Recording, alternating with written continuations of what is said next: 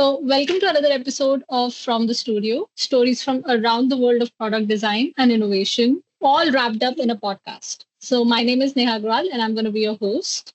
And today, I'm delighted to introduce you to our guest. Joining us today is Samantha, the co founder of Boost Innovation, a company dedicated to revolutionizing breast forms. Inspired by her mother's experience, Sam brings a fresh, fearless approach to business mindset. From starting her business at the age of 35 after being on disability benefits to running a £1 million company, Sam's journey is one of resilience, innovation, and challenging the norm. Today, she shares her insights on embracing diversity and building a business on her own terms.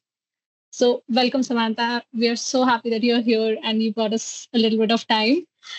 How are you? Just let's tell us about I'm yourself. really good. I'm really good, Neha. I am in central London right now, just going about doing a few meetings and bits and pieces, but it's just lovely to be able to sit and take the time and speak to you as well today while I'm here. Thank you so much. Let's literally just get right on it. And Sam, everybody wants to know about your journey to running such a successful company, which is truly inspiring. Like your personal life has been one of true inspiration. What was the turning point that made you believe that you could create something like Boost and actually take it to the heights that you've got it to? I think really my journey into that kind of positive mindset that you need to take on a challenge started when I was very young, because at the age of 17, I was diagnosed with a rare autoimmune disease that left me with quite severe mobility problems at the time. And that meant, as you said in the intro, that I was told that I wouldn't be able to work full time, that I would have issues with my mobility for a really long time, that there was a lot of stuff that I couldn't do. And actually the positivity of people around me, especially my mum, was what drove me to always think, well, actually I can do something. Just because something's really hard or something's really challenging, it doesn't mean I can't rise to that challenge. It just means it is really hard and really challenging, but I never thought for a moment that I couldn't do it. And I think that was really what has given me that mindset. But I think that the turning points really for me in terms of starting the business was realizing that the products that my mum needed weren't available. And if nobody was making something that she needed, then maybe we would have to do it ourselves. And that gave me the inspiration to start Boost. But I mean, it wasn't a quick journey. As you said, I was 35 when I started Boost, but I was only in my early 20s when my mum actually had her cancer diagnosis. And I think it took a while to get to that pivotal point. I had an established career in arts and heritage and kind of that kind of like trajectory really in kind of arts, museums, culture. And to pivot around to look at becoming a business owner, I think was quite an interesting way of actually reviewing what my skill set was, looking at my transferable skills and actually thinking, yeah, well, you know what, let's give this a go. That's so cool. To hear from someone that they really didn't have any doubt in the starting at all is actually very cool. Well, I guess I think that didn't have any doubt is kind of not really true. But when I did have doubts, or when I did have moments of going, oh my gosh, I just don't know if I can do this, that's when like my mum was beside me going, well, you know, you're going to have to, because nobody else is doing it. And I need you to do this thing because I need it. And there's women like me who need it. And actually, when we started to do the research and we worked in co-design process with it, I think we ended up with around 160 women in the Southwest that we actually engaged with over that time of a couple of years when we first started researching the products and what they could be. When we started to do that, then I realized, like, gosh, it's not just my mum really here. There is this big demand for this type of thing. There is a big gap here. And actually then you have that responsibility for like, well, I can't give up. And I can remember there were times in the lockdowns where women who'd been trialing products with us, women who'd been talking to us through the trial periods or the research phases, were ringing me going, when can we buy this thing? Because I really want to buy it. We need this thing. And then you can't give up, if you know what I mean. You can't, even when you have doubts, or you have times where you think, gosh, this is so hard and I just can't do it. You can't quit, because there's people that need you to carry on. And that's how I felt. There was so much riding on this. I get it. Yes. Mm-hmm.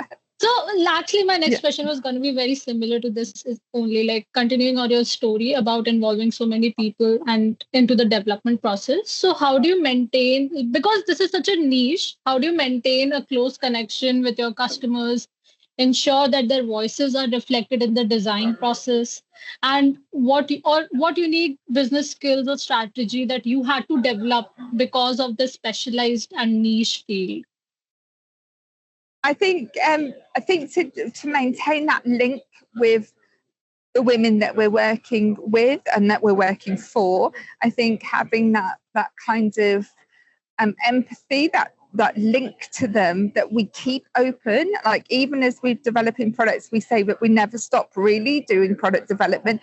We always want to hear from those women, and just keeping in touch with the community, coming from where we've come from like the grassroots of my mum and people like her, their experiences, that gives us a kind of authenticity, really. And we don't ever pretend that we know all the answers. We don't even know whether we get it right sometimes. I mean, it's just addressing that need that women are telling us, hey, we might want this or we might want that. And then we can go and try that. And we are comfortable with failing as well. When we make something and it doesn't work, and women are comfortable to tell us when we failed. And I think those are things that really make us stand out, because we have that authenticity there. We have that genuine care for what people are going through. And because we haven't started from a corporate place, we haven't started from a place of, hey, let's make loads of profits because there's a market gap. It's more of a, hey, let's support these women.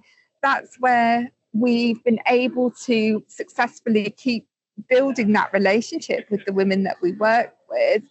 And in terms of, learning how to do business, I think that as somebody who's always been really keen to learn all the time, like I used to have a motto or a sort of mantra that I would never apply for a job that I was qualified for when I was younger, because I used to think, well, if I'm qualified for the job, then what am I going to learn? And they're not going to put me through any qualifications. They're not going to, like, what am I going to do? So I used to always apply for jobs that I wasn't qualified for, just so I had that learning experience. And I think bringing that kind of outlook to what we do in business has been really beneficial. I learn stuff that's new all the time, every day. I'm always learning things from the women in our communities, from the doctors and nurses we're working with increasingly across the NHS, from just anybody who comes with a perspective that really gives us something to go with. Mm-hmm. Mm-hmm. That's so cool. So, like, it's basically a constant feedback loop with the customers and constant learning every day. It is. I mean, it is. Yeah. There's always a door open for people to make suggestions, to give us advice, because we don't know everything, and we're quite happy to say we don't know everything, and we try really hard to deliver something that's meaningful to the women and the people that we work with, which is really important to us, to have that like I said, that kind of authenticity and that honesty to say, well, if we don't know it, we don't know it, that kind of thing too. Yeah, I guess. So, like, just because, again, as this is a very personal thing, breast forms. So, like, for example, particularly when dealing with small batch productions and diverse needs like skin tones, what key strategies have you developed for your business model to navigate such complexities? We don't do skin tone. And that's one of our key strategies, that we don't do skin tone. So we make purple boobs or teal boobs or aqua boobs or glittery boobs, pink boobs, because we are not replacing, our product isn't replacing the breast that somebody's lost. It's giving them a shaper under their clothing to offer them something different, a different type of solution to their shaping needs that's more comfortable, that's more funky, that's fun, that gives them self-expression. And it's more about the functionality and the design aesthetic rather than the replacement of the breast. And for us, that's a totally different approach. And that's what makes us a really innovative product choice within our sector, where there is that emphasis on replacement for most of the prostheses that are available. Whereas for us, that isn't the mindset that we have. That is a totally different thing that we do. Okay, so like that's actually very cool. Just remove the entire hindrance of going through that. I understand. Yeah. So growing Boost into a £1 million business, that growth might have likely come with tough decisions and risk taking. So can you like delve into that a little bit? I think making tough decisions is obviously something you have to get used to a little bit, and it doesn't come easy.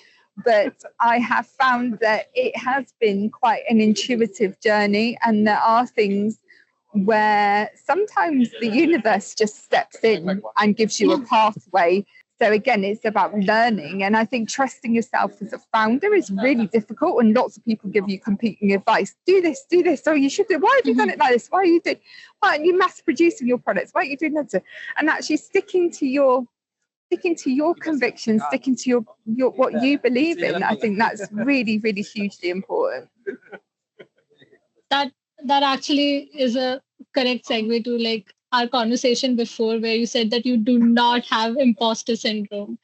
And I really want our listeners to actually hear you talk about how you cultivated such confidence, especially in the world where entrepreneurs face so much self-doubt. But you stay authentic in that industry and you do not conform to the pressure. So do you have any advice for that? I think really when you've got people around you that are always saying to you, you should be pushing yourself, you should be challenging yourself, you should enjoy taking up space in the room that you're in because you're privileged to be able to be there.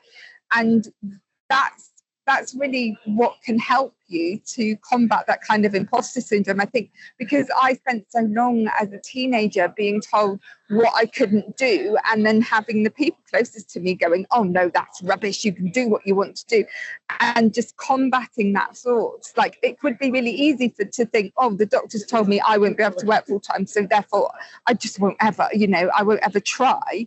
But having people around you that you trust, your friends, your family, my mum in particular, who was saying, no, that's not true. That's rubbish. You do what you want to do. You do it how you want to do it. You take up the space you need to take up because you deserve to be in those conversations, in those rooms, and you need to push things forward. I think that's what I brought with me into business, and I enjoy putting myself in positions, sometimes where I might feel uncomfortable a little bit to begin with, but actually that's part of the learning experience that I enjoy because it gives you that opportunity to grow. It gives you that opportunity to talk with people and connect with people you might not ever have connected with before. I'm very lucky that I grew up with such positivity, really, that has then culminated into business. And obviously, you said, like, I started the business at 35, there's other life experiences that come along with that mean that you can really enjoy being in the rooms with people that you might never have thought that you would be in a room with.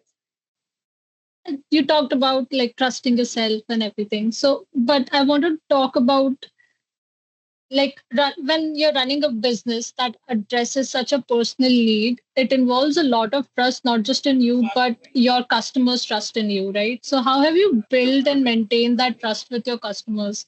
And how do you nurture that community, basically?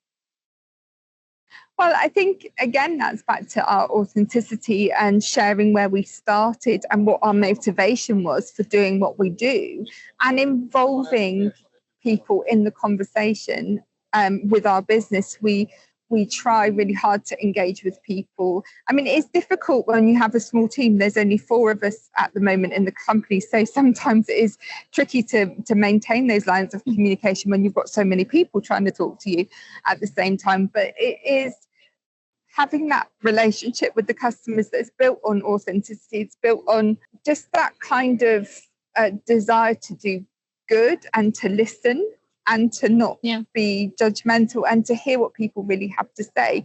Things are designed for people, they're not designed with people. You know what I mean? And I think because we've always started like, we're designing with you. We want to make things in the world that you want to be there, that aren't there already. And I think when we started that kind of conversation with people, that really resonated and that really helped us to develop that community. Mm-hmm, mm-hmm. So, like, this is actually a very innovative product, and I just kind of want to share some light on the innovation part of it. When you would, in the design process, in the development process, what kind of new technologies or any new processes that you might have adopted as an innovation process that were game changer for the product of a business? No, there's no new. Nothing. There's no new massive new process in terms of how it's made or how it's done. It's just straightforward molding. It's quite straightforward, really, in terms of the logistics of it. The innovation for us is definitely in the design and the reimagining of what the concept of a breast shaper needs to be, based on what women were telling us about the functionality, about the way that it could look and to feel. For example, like, you wouldn't get a lower limb prosthesis if somebody had a false leg. You wouldn't get a lower limb prosthesis if somebody was a runner. You wouldn't get one that would look like a beige fleshy foot. You'd get one that was a running blade, because that's the best way to be a runner with a lower limb prosthesis. And the functionality and the way things look can be quite design driven. They can be really funky. They can be really cool things. They don't have to be always flagging what's lacking. They can be additional. And I think taking that mindset into the prosthesis design was really important. That's what made it really innovative for us. But also the way that we've chosen to manufacture without mass production, with this batch production process, that's been quite game changing. It means that we have the capabilities to offer licensing or franchising agreements to people around the world, so we could get our products made in communities where those products are needed. Mm-hmm. And that could have potentially massive impacts for the future. Any business has to face some or the other bureaucratic, some processes that slow down the business, right? So it was those hurdles. And how do you sort of like, if there are new entrepreneurs who are listening to us right now, like, how do you advise them to navigate these hurdles and just go about them? I think the biggest amount of bureaucracy you get, or the biggest amount of kind of paperwork, is for things like investment and investment pitches, investment decks.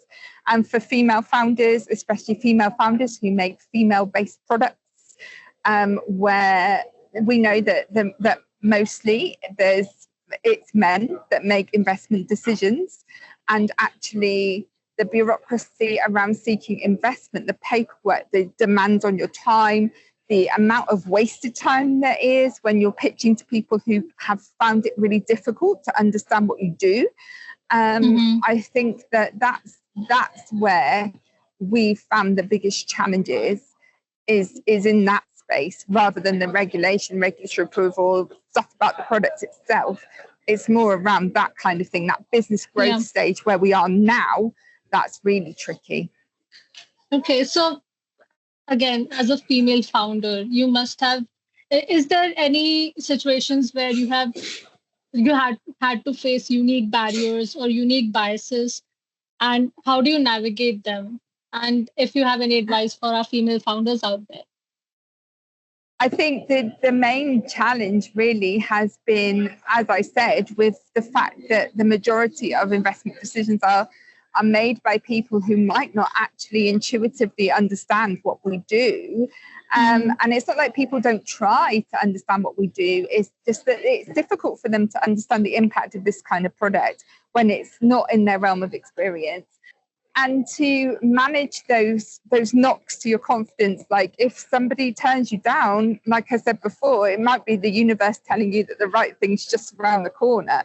And Yeah. I think trusting that your product needs to be out in the world, because there's women who are giving their money to buy it, their hard-earned money to buy it, then that makes all the difference really to us.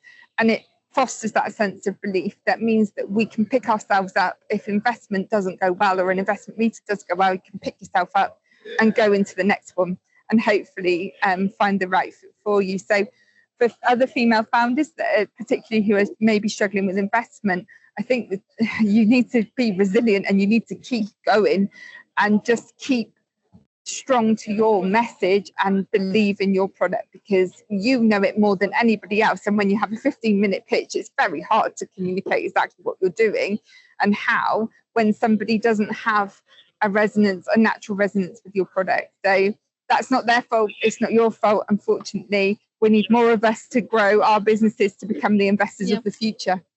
Basically, what you said before, like taking over the world is next on the agenda, right? Absolutely. There's women around the world that can benefit from what we do, and that's my motivation. Whenever I think about growth and we take a scary step, like we've just bought a new building, we're going to move into our own HQ, like a big building, office building for the first time. We've just bought that with some support from Cornwall Council's Good Growth Fund and an investor. And we're looking at that kind of scale up, and it feels like a huge thing, massive, scary thing to do. But it's not massive and scary, because we need to do these things because this is a product that has international value. There are women around the world that could benefit from us. And if we stay in the back garden of my house in the little shed that we're in at the moment, we're never going to get there. It's now the time to make those steps. And that's what really drives me right now, is to think about all the good that we can do. That's so great. Actually, congratulations on your move. Thank you. I'm pretty sure there are big things for Boost next, which is my next and last question, actually. What is Boost planning next? Where is it going? Where do we go? Challenge? So we want to keep on developing our product ranges. We are committed to our R&D pipeline, which means that we keep listening, we keep exploring new ideas, we keep making things that are new. We are going to be expanding our staff team and moving into the new building, hopefully sometime in the new year, which means that we're able to have a hub for the first time. We can invite people in for co-design workshops. We can invite them in. We are at that stage of exciting growth. And the next stage for us, really, if I'm honest, is the US. It's America. I want to get known in America. There are women in America that would benefit from what we do, that don't know we exist. There's still women in the UK that would benefit from what we do that don't know we exist. So national rollout across the UK, a bit more coverage in the UK, and also with our eyes on the US. That's what we're doing in the next couple of years. That's our growth strategy. So it was really nice meeting you, and really grateful for your time to talk to us, give us so many amazing insights and advices. And for any of the viewers or listeners out there, would you like to sort of tell them how they can reach you if they want to reach you? I'm just going to wave one of our products as well, like in the middle of the street here. So if you want to get in touch with us, the best way to do it is hello@wewearboost.com, and our website is www.wewearboost.com, and on Instagram it's @wewearboost, and on Facebook @wewearboost. And please get in touch, give us the follow, reach out to us if there's anything that you want to talk about, because like we said, we are genuinely a very small team, and we're here to talk to people. We like to talk to people and hear what people's experiences are. So yeah, brilliant. Perfect. Thank you so much.